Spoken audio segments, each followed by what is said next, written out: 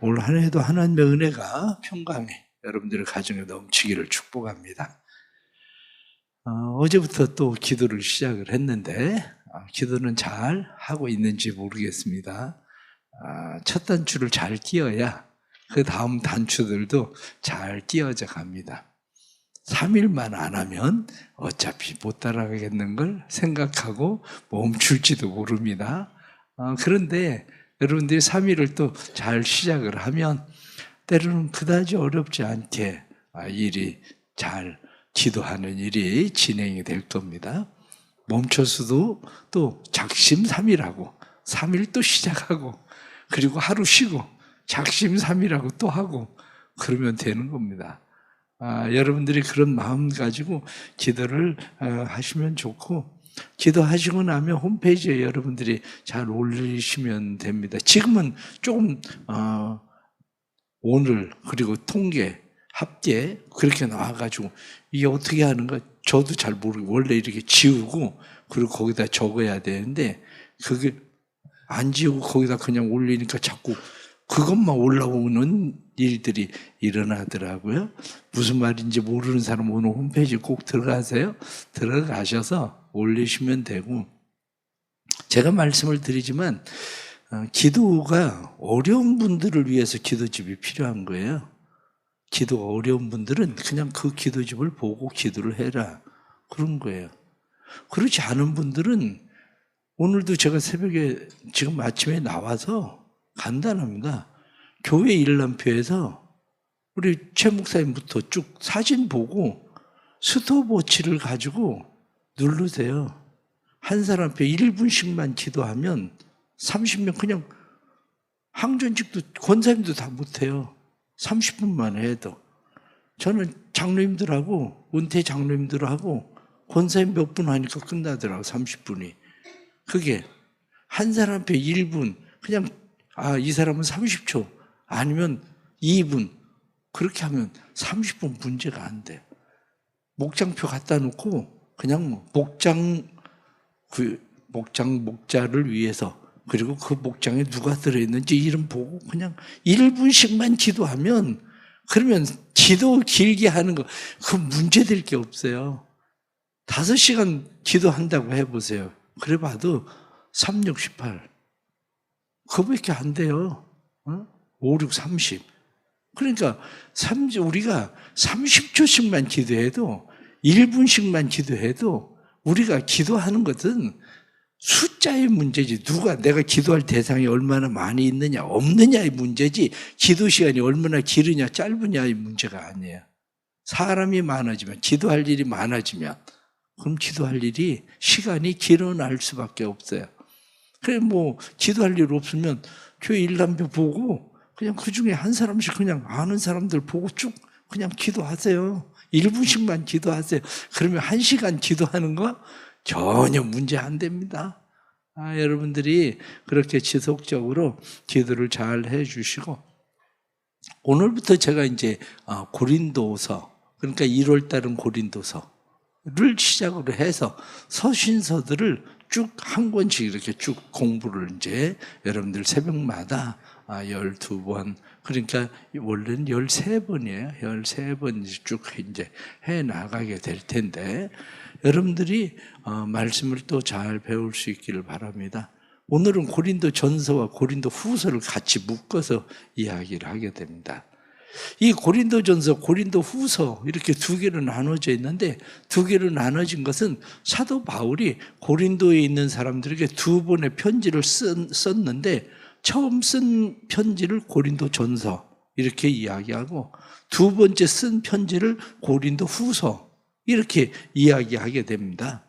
사도 바울이 3차 전도 여행을 할 때에 에베소에 머물면서 에베소에서 고린도 전서를 쓰게 됩니다. 그리고 에베소를 떠나서 마게도니아에 머물러 있을 때에 고린도 후서를 쓰게 됩니다. 그런데 고린도 전서와 고린도 후서의 기간은 1년을 지나지 않았을 것으로 그렇게 봅니다. 그렇게 보는데 고린도 전서는 아마 유월절을 가까이 해서 고린도 전서를 썼을 것으로 보기 때문에 아마 봄 정도에 고린도 전서를 썼을 것이고, 고린도 후서는 에베소를 떠나고 나서 마게도니아에서 고린도 후서를 썼기 때문에 그것은 가을에 썼을 것이다, 이렇게 보는 거죠. 고린도라고 하는 도시는 어떤 도시냐? 사도 바울이 복음을 전할 때에 사도 바울이 가서 복음을 이제 전하게 됩니다. 그런데 이 사도 바울이 복음을 전하면서 1년 6개월밖에 머무르지 않았어요. 고린도에 1년 6개월을 머물면서 복음을 열심히 복음을 전했습니다. 그리고 나서 사도 바울이 다른 지역으로 복음을 전하러 이제 또 떠나게 됐는데 1년 6개월밖에 가르침을 받지 못한 교회 안에 문제가 생겼죠. 그게 뭐냐면 우리가 교회가 여러 해, 때로는 수십 년 교회가 지나가도 문제가 있는데 고린도라고 하는 지역이 원래 우상숭배가 많은 지역이거든요.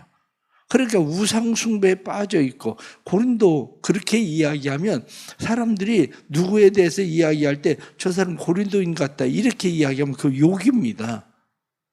고린도인 같다 그러면은 한마디로 저 무질서한 사람, 음란한 사람 이런 식으로 얘기하는 욕이거든요.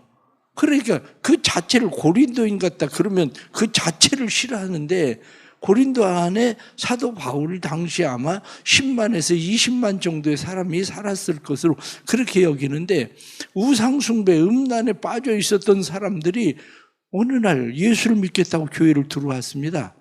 교회 들어와서 겨우 사도 바울이 1년 6개월을 가르쳤지만 그 사람들이 다 1년 6개월을 배웠겠습니까? 어떤 사람은 1년 6개월을 배운 사람도 있고, 어떤 사람은 6개월밖에 안 배운 사람도 있고, 어떤 사람은 나중에 배워서 한 3개월 배운 사람도 있고. 그런데 사도 바울은 떠나가 버렸거든요. 그러니까 자기들끼리 이제 모여가지고 교회에서 신앙생활을 하게 되는데, 문제는 조금 전에 말씀을 드린 것처럼 세상에서 그렇게 살던 사람들이 교회에 들어와서 어느 날 하루아침에 변하냐고요.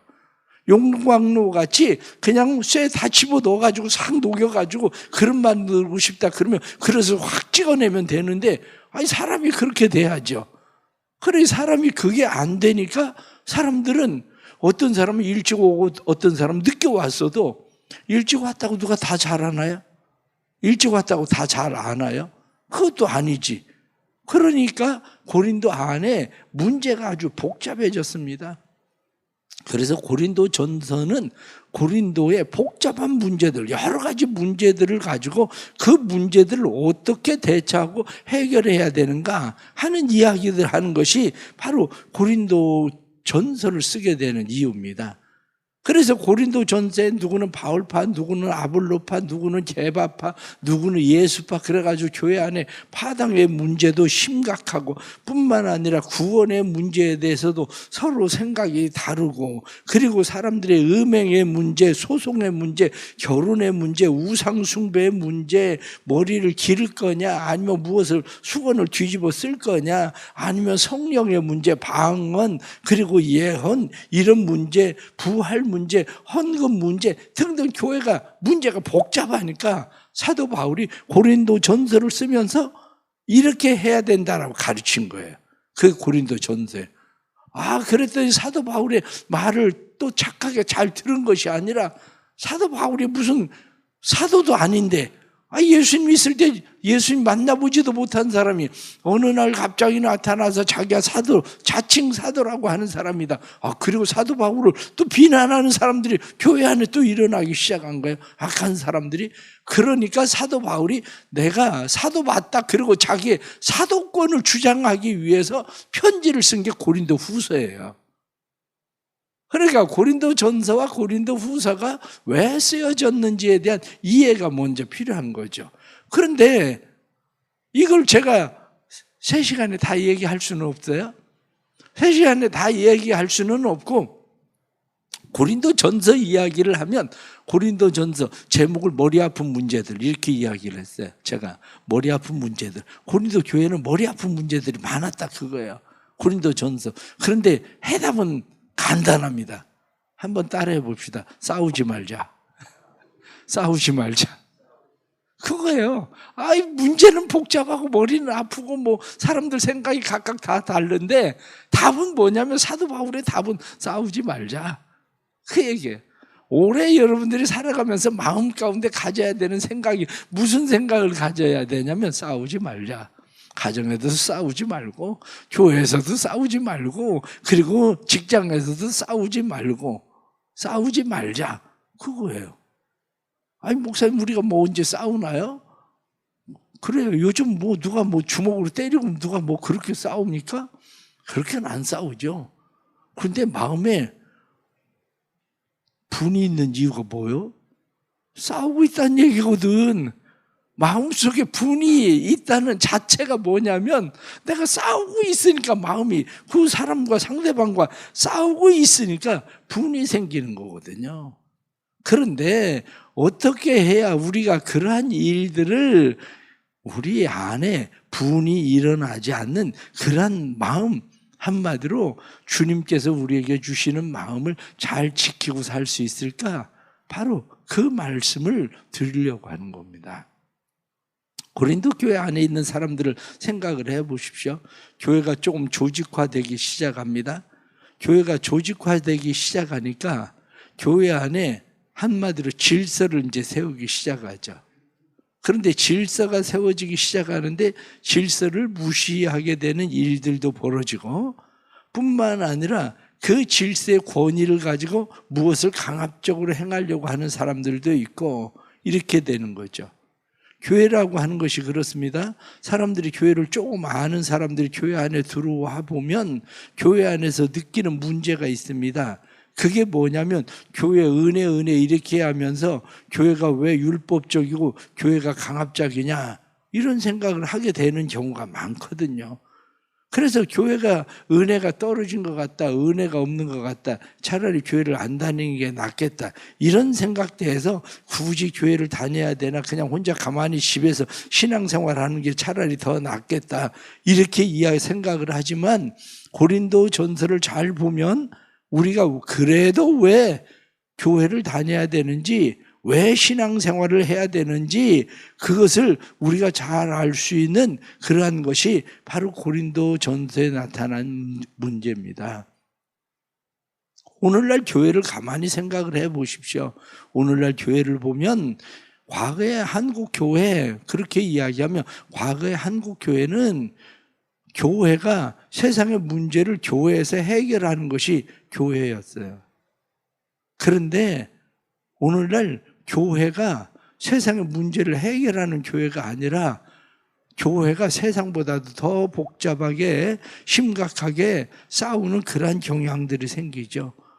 그래서 사람들은 예전에는 경찰서, 파출소 10개 세우는 것보다 교회 하나 세우는 게 낫겠다 이렇게 이야기를 했었는데 오히려 그러느니 교회를 안 다니는 게 낫겠다 이런 식으로 돼버린 거죠.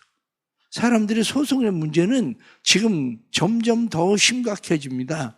원래 법이라고 하는 것은 주먹으로 해결하지 말고 논리적으로 해결하자 그게 법이에요.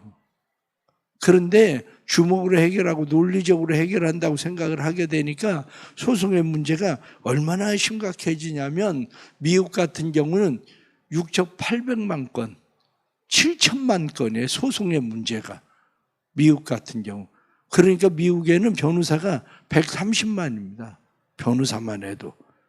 그렇게 130만 명 정도. 한국에 보니까 600만 건에서 700만 건 되더라고요. 한국에 1년에 소송 문제가. 그래서 한국의 변호사는 한 4만 명 정도. 그러니까 엄청나게 많은 사람들이 지금 계속 소송의 문제로 계속 시달리게 되는데 중요한 것은 뭐냐면 먼저 싸우지 않으려면 옳고 그름의 문제가 아니라는 거예요. 네가 옳으냐 내가 옳으냐 사람들은 옳고 그름의 문제로 자꾸 어떤 일을 생각하려고 하는데 옳고 그름의 문제가 아니에요. 왜 옳고 그름의 문제가 아니냐? 성탄절이 되니까 교회에서 죄직회를 했습니다.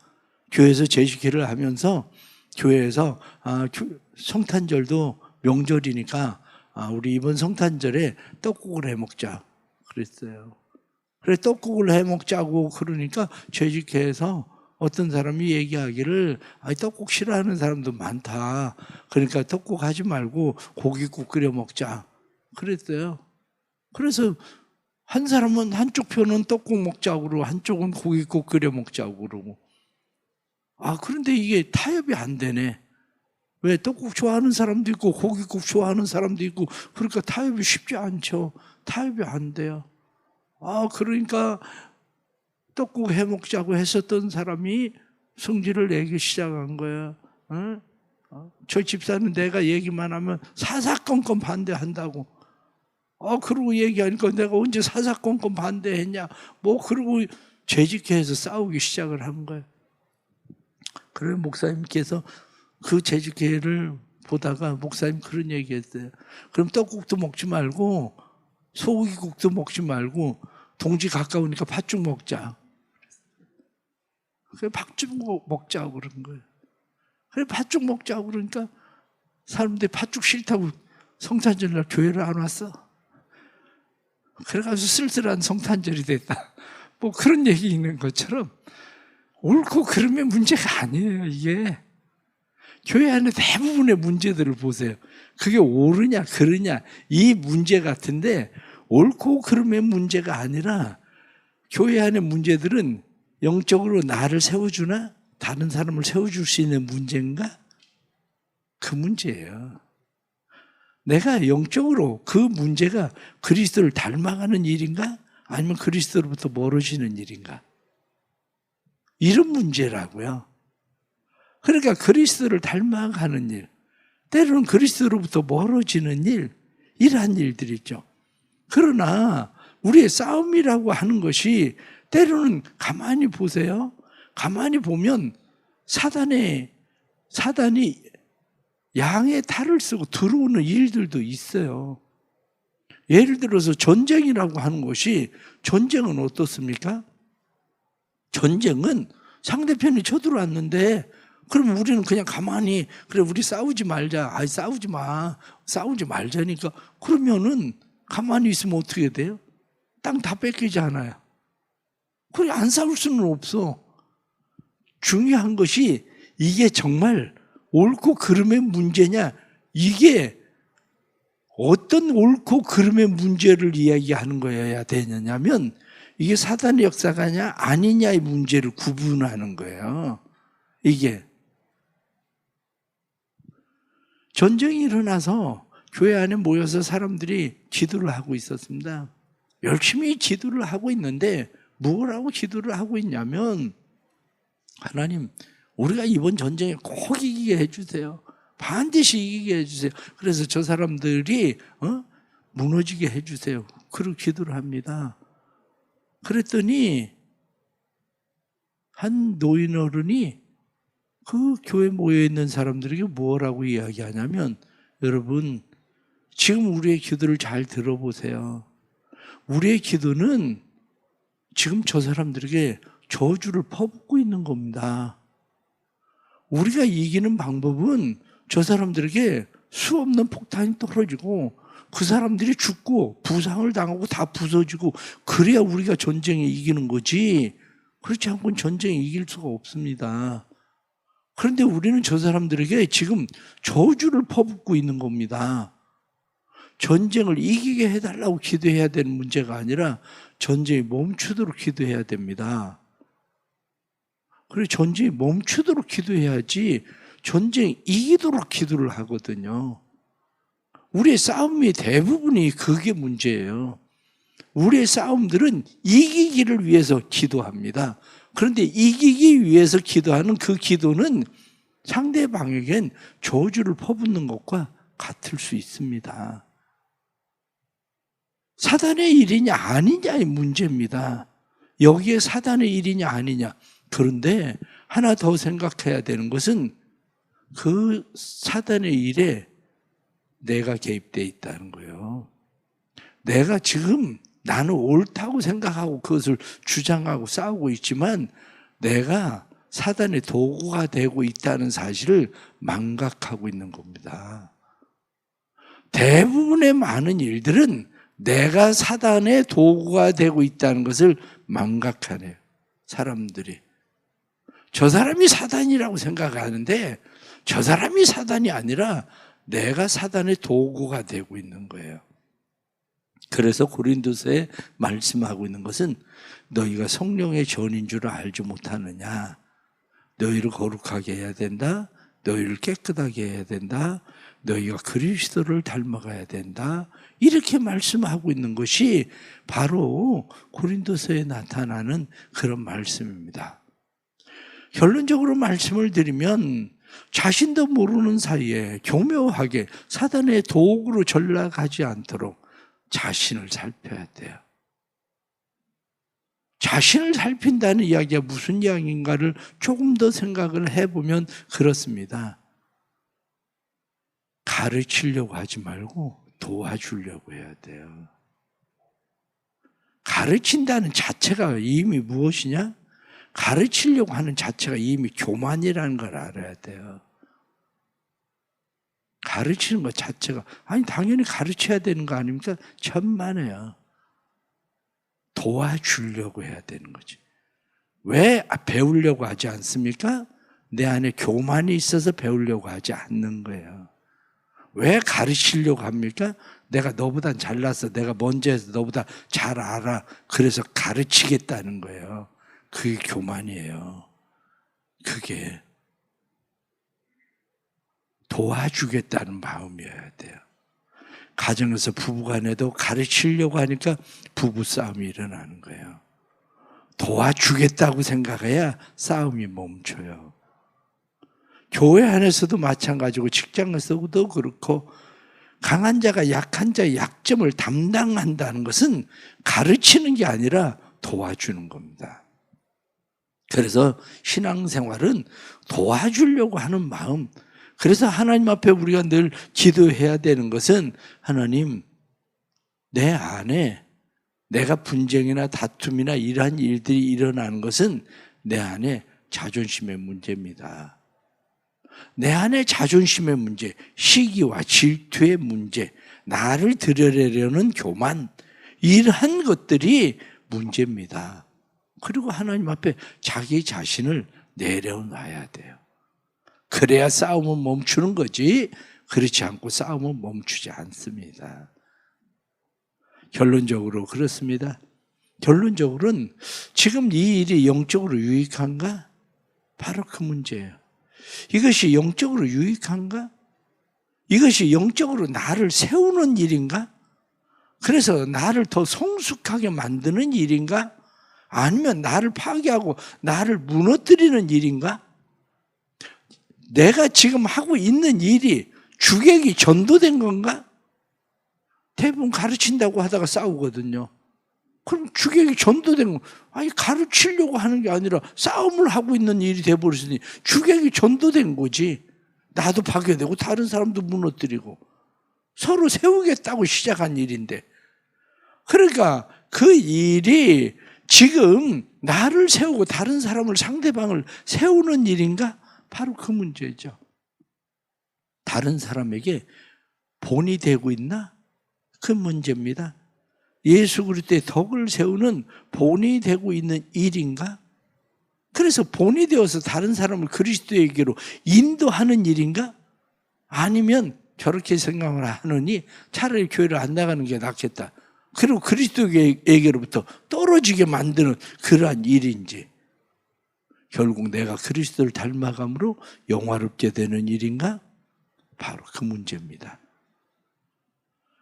또 내일 말씀을 또 계속 또 드리겠지만, 우리가 신앙생활 하면서 우리 안에 지금 왜 분쟁과 다툼에 대해서 성경은 이야기합니까? 너희 안에 너희는 이미 그리스도인이다.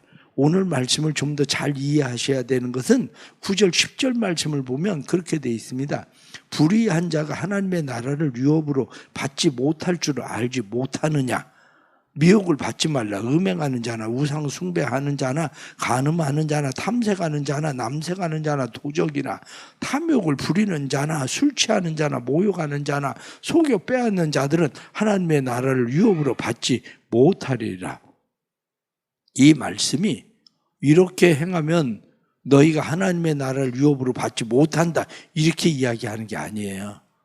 그 뒤에 나타난 말씀을 보세요. 너희는 이미 성령 안에서 씻음과 거룩함과 의롭게 함을 받은 사람이다.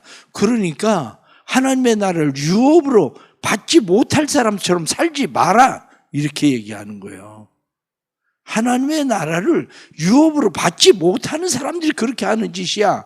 그러니까 그런 짓 하지 마, 이렇게 얘기하는 거예요. 그거 하면 너희가 하나님의 나라를 유업받지 못한다, 이 이야기를 하려고 하는 게 아니라 그거 세상 사람들이 하는 거야. 그러니까 하나님의 나라를 유업으로 받은 사람들 아니야? 성령으로 말미암아 너희가 그리스도 예수 안에서 새롭게 되고 의롭게 되고 거룩하게 되었으니 하나님의 나라 유업으로 받은 사람답게 살아, 이렇게 말하는 거죠. 우리가 하나님의 나라를 유업으로 받은 사람답게 살아가는 은혜가 삶에 넘치기를 축복합니다. 기도하겠습니다. 하나님 아버지, 은혜 주셔서 감사합니다. 또 1월 시작하면서 송구영신 예배를 드리고 또 1월 또 저희가 새벽 11조 기도회로 예배드리게 해주셔서 감사합니다. 사랑하는 성도들에게 은혜 주셔서 올 한 해 우리의 마음 가운데 분쟁과 다툼이 사라지게 해주옵소서.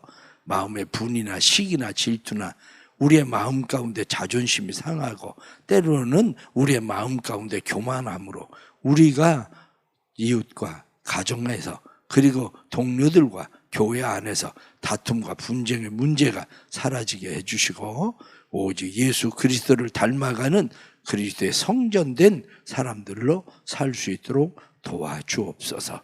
한 해에도 주께서 가정을 평안하게 하시고 또한 직장을 평안하게 해주시고 교회를 평안하게 하셔서 영적으로 성숙한 그리스도의 사람들로 살아갈 수 있도록 은혜를 베풀어 주옵소서. 새벽에 나와서 감사하며 귀한 예물 드립니다. 믿음으로 월사 감사헌금을 주께 드리오니 월사 감사헌금 드리며 하나님 앞에 드려진 예물들 주께서 받으시고 또 성경 필사를 하면서 감사하면서 하나님 앞에 귀한 예물 드립니다. 믿음으로 드리는 모든 예물들 위에 하나님 복을 주시고 말씀이 마음에 새겨지는 살아있는 생명 있는 말씀 되도록 성령님 역사하여 주옵소서. 또한 교회가 5만 시간 기도 대행진 행하고 있는데 기도의 영을 부어주셔서 교회가 기도하는 교회, 서로를 위해 기도하고 간구할 때 기도가 응답되는 역사들 일어나게 해 주옵소서. 지금은 우리 주 예수 그리스도의 은혜와 아버지 하나님의 크신 사랑과 성령의 감화, 감동, 교통하시며 충만하심이 살아가는 모든 성도들의 삶에 아름다운 기도의 응답으로 우리의 마음 가운데, 가정 속에, 교회 가운데, 직장 속에 그리스도의 평화가 넘쳐나기를 간절히 축원하옵나이다. 아멘.